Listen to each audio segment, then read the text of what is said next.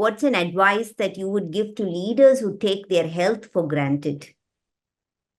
Um, uh, every other day, I end up talking to people who are, very consumed by the titles, for example. And that's again, it is part of a brainwashing that starts at a very early age. There are all these wrong role models we have of career progression with better and better titles, better and better levels. So it's a treadmill that is going to end really, really badly. But again, no matter what advice I would give to say that, what is it? What is at the end of the day? Many great saints have talked about this. You have come empty-handed. You will leave empty-handed. So there are tons of philosophy. I'm hardly qualified to talk about that. But I think ultimately, if a secure leader who trusts the judgment of his people, doesn't micromanage them, and takes pride and celebrates the achievements of those who report to him, etc. Then I think when the person reaches that level, for him again, yoga makes a lot more. So it works. It goes in both direction. A secure leader will realize the importance of yoga very, very easily. On the other hand, developing a kind of a yogic routine also enables that person to become more secure in his dealing with the outside world. So that's what I would say is that, are you secure as a leader, and what does that security mean?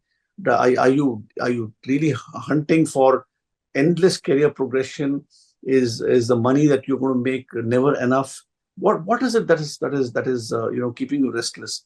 So if you're able to think through that, and then step back and consider the larger picture, again, easier said than done, but we have to start somewhere. We have to start somewhere.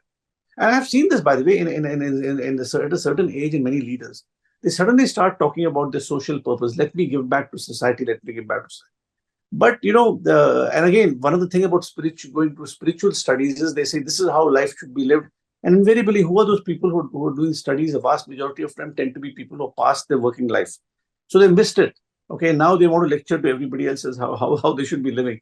So I think that these lessons of how to conduct oneself through various kinds of breathing techniques and so on should be learned early. They should be taught in management school. Those kinds of things where we don't even talk about it. We think of them as something cute to be as an optional. But learning this earlier is certainly going to benefit you in the longer term. Wonderful. Absolutely, I agree. I mean, any of these things, if it can be seeded at an early age or an early Yes. stage in one's life and career, I mean, it's going to have a far greater impact, and we have the ability to make the world more sustainable. In the Yama and Niyama part of the Yoga Sutras, there's a whole lot of talking about not coveting anything. Not coveting. Don't covet. Don't want it. Also, one of the things that is talked about: don't desire wealth. To live in austerity. Do not want anything. And somewhere I've read about this, that the person who shuns wealth is indeed very wealthy, because in fact he doesn't want it, and therefore people trust him with their wealth and things like that. So again, the ability to realize what is really important.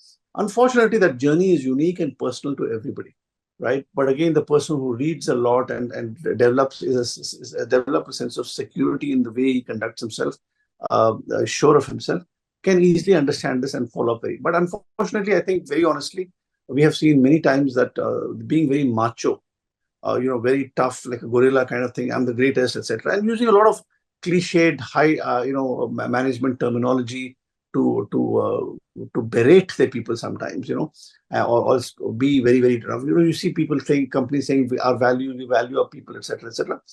But we also know that in fact the evidence points exactly the opposite. So somehow, when will that gap reduce?